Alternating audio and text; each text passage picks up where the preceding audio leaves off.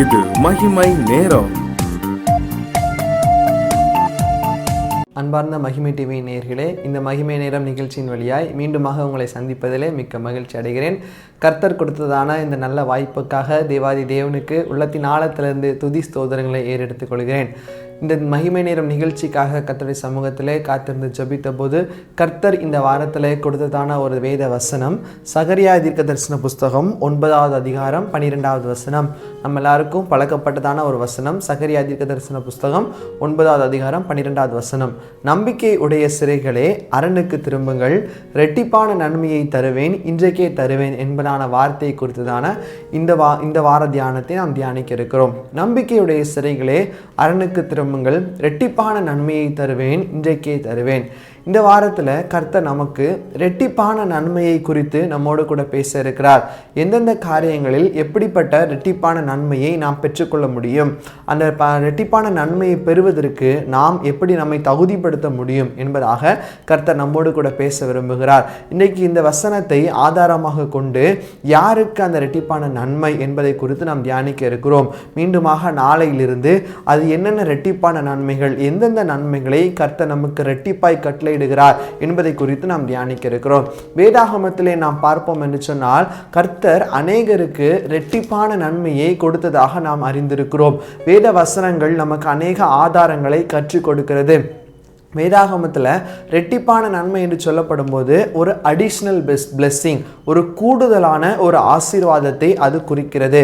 ஒரு துன்பத்தின் வழியாய் நடந்து போகிறவர்களுக்கு, ஒரு கஷ்டத்தின் வழியாய் நடந்து போகிறவர்களுக்கு அந்த துன்பத்தின் காலத்திற்கு பிறகு கர்த்தர் இரட்டிப்பான நன்மையை கொடுக்கிறார்.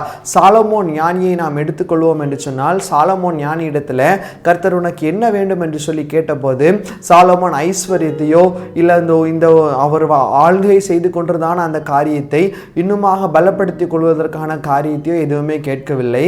ஆனால் சிறந்தபடியாக ஆளுகை செய்வதற்கு சாலமோன் கர்த்தரிடத்தில் ஒரு ஞானத்தை கேட்கிறார். சாலமோன் ஒன்றை கேட்டார், ஆனால் கர்த்தர் அதோடு கூட, அந்த ஞானத்தோடு கூட அநேக நன்மைகளை கர்த்தர் கட்டளையிட்டார். இதுதான் கர்த்தர் கூடுதலான ஆசீர்வாதங்களை நமக்கு தருகிறவராய் கூட காணப்படுகிறார். இன்னைக்கு நம்முடைய வாழ்க்கையில இந்த வாரம் முழுவதுமாக இந்த கூடுதல் ஆசீர்வாதங்களை, இந்த இரட்டிப்பான நன்மையை நாம் நம்முடைய வாழ்க்கையிலே அபியாசித்துக் கொள்வதற்கு தேவன் நம்மை அழைக்க ஒரு சித்தமுள்ளவராய் கூட காணப்படுகிறார்.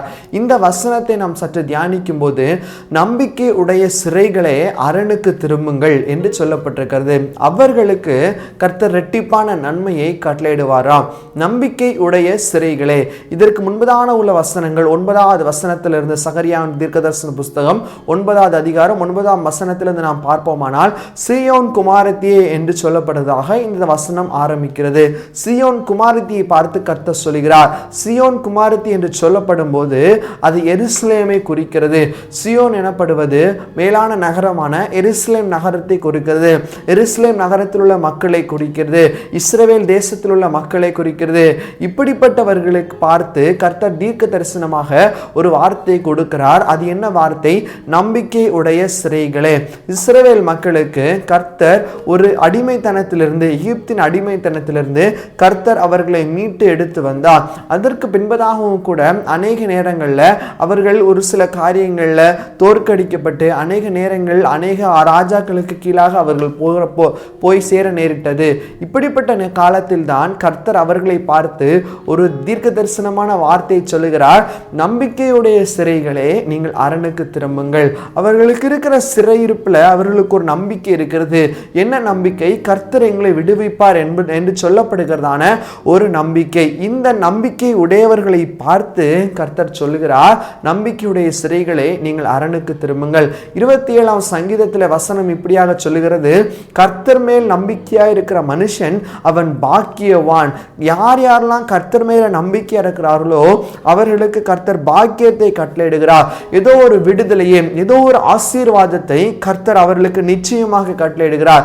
இன்றைக்கு இந்த சீயோன் குமாரத்திற்கு, இந்த எருசலேமில் வாழ்கிற மக்களுக்கு கர்த்தர் என்ன ஆசீர்வாதத்தை கொடுக்கிறாரா? இரட்டிப்பான நன்மையை கொடுக்கிறார். முதலாவது நம்பிக்கையுடைய சிறைகளே என்று சொல்லப்பட்டிருக்கிறது. ஏன் அந்த இடத்துல சிறைகளை குறித்து சொல்லுகிறார்கள்? ஆங்கிலத்தில் இந்த வசனம் இப்படியாக சொல்லுகிறது, the prisoners of war என்று சொல்லப்பட்டிருக்கிறது. அப்ப சிறைகள் என்றால் ஒரு சிறைவாசத்தில் இருக்கிற ஒரு மனுஷனுடைய வாழ்க்கையை சற்று நாம் யோசித்து பார்ப்போமானால், உலக பிரகாரத்திலிருந்து அந்த மனுஷனுக்கு எல்லா விதமான தகவல்களும் துண்டிக்கப்பட்டிருக்கும்.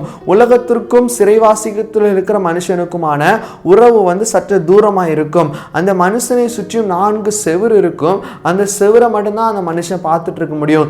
அப்ப என்ன, அந்த மனுஷன் அந்த செவுரை மட்டும் சார்ந்து இருக்கிறான். அந்த செவுறு மட்டும்தான் அவனுக்கு இருக்குது, வேற எதுவுமே இல்லை. இன்னைக்கு இதே போலதான் இந்த மக்கள் சிறைவாசத்தில் இருக்கிறவர்கள் எப்படி இருக்கிறார்கள்? கர்த்தரை மட்டுமே தன்னுடைய நம்பிக்கையை வைத்திருக்கிறார்கள். உலகத்தின் மேல் உள்ள நம்பிக்கை அற்று உலகத்தின் மேல் நம்பிக்கை இல்லாதவர்களாய் கர்த்தரை மட்டுமே, எப்படி அந்த 4 செவர் மாத்திரம்தான் அந்த மனுஷனுக்கு சொந்தமோ, அதே போல இந்த 4 செவர்களை போல கர்த்தர் அவர்களுக்கு 4 புறமும் பலமாய் துருகமாய் இருக்கிறார் என்பதை குறித்து நாம் பார்க்கிறோம். இப்படிப்பட்டவர்களுக்கு கர்த்தர் அரணாய் இருக்கிறாராம். அரண் என்று சொல்லப்படும் போது ஒரு கோட்டையை சுற்றிலும் கட்டப்பட்டிருக்கிறதான ஒரு மதில் இது ஒரு பாதுகாப்பின் ஒரு சின்னமாய் குறிப்பிடப்பட்டிருக்கிறது. அந்த அரண் என்று சொல்லப்படுகிறதான இடத்திலிருந்து அம்புகளை எய்வார்கள். அவர்கள் எதிரிகள் வரும்போது அவர்களை பாதுகாப்பதற்கு இந்த கோட்டை சுற்றிலும் இருக்கிற மதில் உதவுகிறது.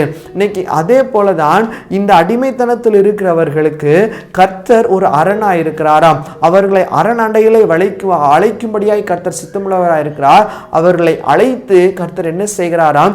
அவர்களுக்கு ஒரு ரெட்டிப்பான நன்மையை கர்த்தர் கட்டளையிடுகிறாராம். ரெட்டிப்பான நன்மை, ஒரு நன்மை அல்ல, அவர்கள் அனுபவித்த துன்பங்களுக்கு ஈடாய், அவர்கள் அனுபவித்த பாடுகளுக்கு ஈடாய் ரெட்டிப்பான நன்மையை கர்த்தர் கட்டளையிடுகிறார். இன்னைக்கு நம்முடைய வாழ்க்கையிலும் கூட இந்த ரெட்டிப்பான நன்மையை கர்த்தர் கட்டளையிடுவதற்கு சித்தமுள்ளவராக இருக்கிறார்.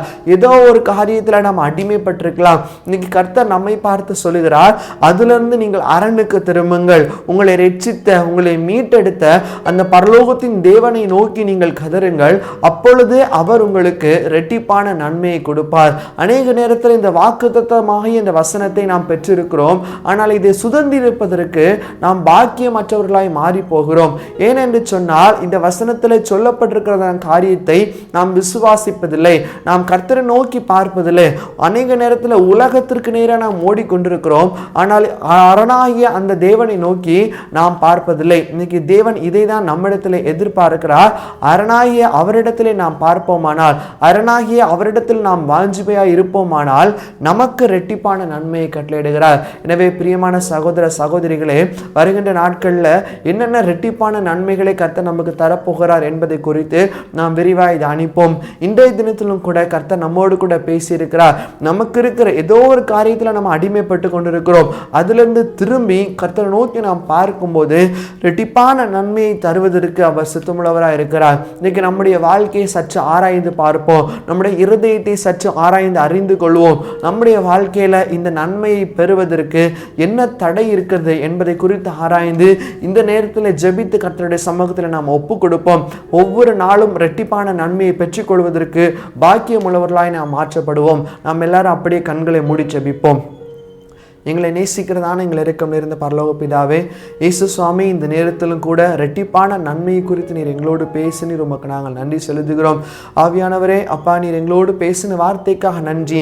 நீர் எங்களுக்கு அரணாய் இருக்கிறீர் என்பதை நாங்கள் மறந்து உலகத்தை நோக்கி நாங்கள் ஓடாதபடிக்கு, இந்த ரெட்டிப்பான நன்மையை சுதந்திரிப்பதற்கு ஆண்டவரே நாங்கள் பாக்கியமற்றவர்களாய் மாறாதபடிக்கு, இந்த நன்மையை எங்கள் வாழ்க்கையில பெற்று அனுபவிக்க நீர் எங்களுக்கு கிருபை செய்யும்படியா ஜெபிக்கிறோம். இந்த நேரத்தில் யார் யாரெல்லாம் தங்களுடைய வாழ்க்கை உமக்கு நேரே ஒப்பு கொடுக்கிறார்களோ அவர்களிடத்தில் தகப்பனை நீர் இறங்கும்படியா ஜெபிக்கிறோம். உமக்கு துதிகன மகிமை ஏறெடுக்கிறோம். மீட்பராம் இயேசுவின் மூலம் ஜெபிக்கிறோம் எங்கள் ஜெபங்களும் நல்ல பிதாவே. ஆமீன், ஆமீன்.